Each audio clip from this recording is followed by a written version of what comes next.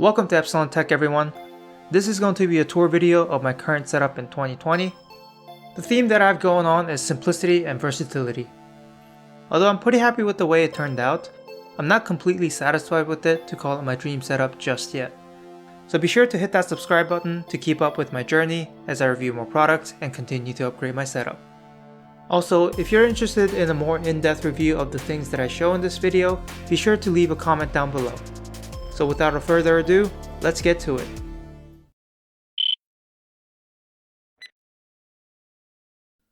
I really like the color white. You might think it's boring, but I personally like it for its simplicity and versatility. Not only does it make the setup look super clean and modern, it reflects the RGB lights very well, so you can see a much more drastic change with a click of a button, making it very versatile. Moving on to the monitor, I'm currently using Alienware's AW3418DW. It's a 32-inch gaming monitor with a 120Hz refresh rate overclocked, 4 milliseconds response time, and G.Sync support. At the time of purchase, I thought to myself, this is it. We're in the end game now. I can't possibly want anything more from a monitor. But in reality, I was far from the truth. In January, Samsung announced the Odyssey G9 gaming monitor, which is a massive 49-inch screen with a whopping 240Hz refresh rate, 1 millisecond response time, and supports both G.Sync and FreeSync too.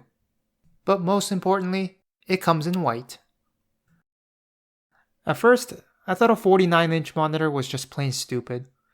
But after using a 34-inch monitor for several years, I came to realize a single monitor is pretty inconvenient. But not wanting to deal with more bezels and cables, I stuck to it. However, a 49-inch monitor brings the best of both worlds. It can function as both a massive 49-inch single screen or dual 27-inch QHD displays side by side, but without the bezels using the PBP technology. So when it comes out, I'll be making the jump and doing a review video, so be sure to hit that subscribe button so that you don't miss out. Holding up this monitor is a Vivo monitor desk mount stand, which is technically meant to hold up to 27 inches, but it seems to work just fine for me. It gives a nice floating look to my monitor and comes at a very affordable price point. My only complaint is that the height adjustment requires you to dismount the monitor and release the lock using an Allen wrench. For mouse and keyboard, I'm using Logitech's G502 wireless gaming mouse and G915 wireless keyboard. For me, wireless peripherals are paramount to achieving a clean setup, and in my opinion, Logitech is the current king of the wireless game, so I paid a hefty premium for them. Whatever voodoo magic their Lightspeed technology is, it's wonderful. The response time is indistinguishable from wired counterparts, and the battery life lasts over a week even without turning off the RGB lights. Typing on this keyboard doesn't feel as nice as some of the other mechanical keyboards I've tried, but it's a compromise I was willing to make. To charge, I use this retractable USB cable that sits behind my monitor to maintain minimalism and convenience. But a couple of gripes that I have against these products is that they haven't moved on to USB Type-C in 2020 at this price point, and the G502 has this weird plug cutout which makes it impossible to charge with any other cables than the ones they provide. For speakers, I'm using JBL's LSR305 White Edition, which is a pair of studio monitors for accurate sounds. They look and sound great, but I did have to get a ground loop isolator to eliminate some buzzing noise. For headphones, I'm using Arctis Pro Wireless. I originally got the Arctis 7, which I absolutely loved until the transmitter broke after 2 months of use. I'm sure it was just a bad apple, but I decided to get it replaced with the Arctis Pro Wireless. I really like the idea of having two batteries so that one can be charged while the other one's being used. This means that you'll almost never have any downtime. But in terms of the sound quality though, I personally prefer the Arctis 7. When I'm not using it, I leave it hanging on this under-desk headphone mount.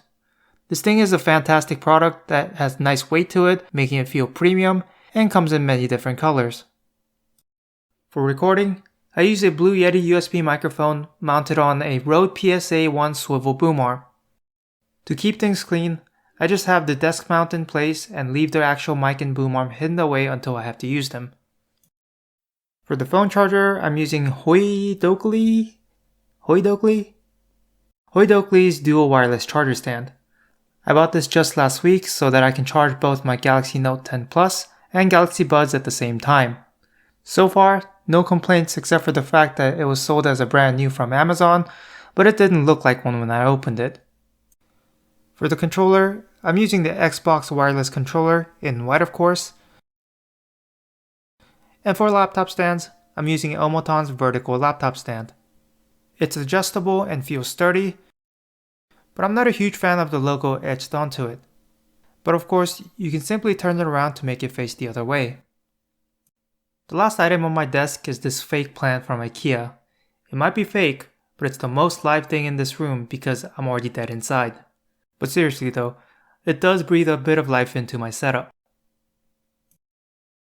The desk itself is a height adjustable desk from Uplift with whiteboard surface. I intended to switch between sitting and standing while working, but I stood on this desk like twice a year, so much for that. Behind the desk, I installed an LED light strip just last week so that you don't have to stare at boring old product shots. You can now stare at boring old product shots in RGB. Sitting next to my desk is IKEA's Alex drawer. I needed some storage space to keep all my cables and tools organized, and it conveniently holds up my desktop so that my desk doesn't feel so cluttered. Under the desk is this nifty little footrest which doubles as a storage unit. It's very light, but surprisingly sturdy with great utility. For cable management, I'm using a cable raceway and a few cable tie mounts from Amazon. They get the job done and not much else to say here. The chair that I'm using is Herman Miller's Embody chair. This is not a gaming chair per se, but it's an ergonomic office chair that's meant to help maintain a good posture throughout the day. It feels pretty good, and it only cost me my kidney. But if you were to ask me if it's worth the investment, I would be hesitant to recommend it.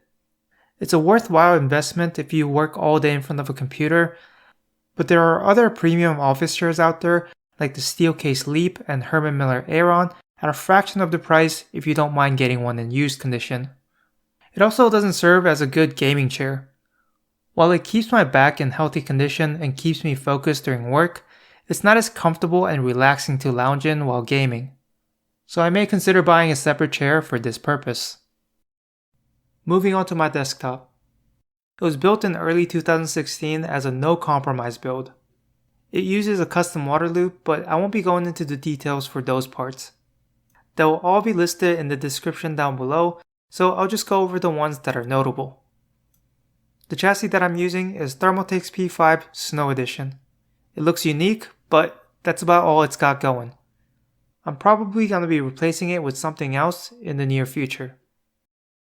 For the CPU, I'm using an Intel Core i7 6700K and GTX 980 Ti for the GPU. I built this just 2 months before the GTX 10 series were announced, so you can imagine how I died a little inside.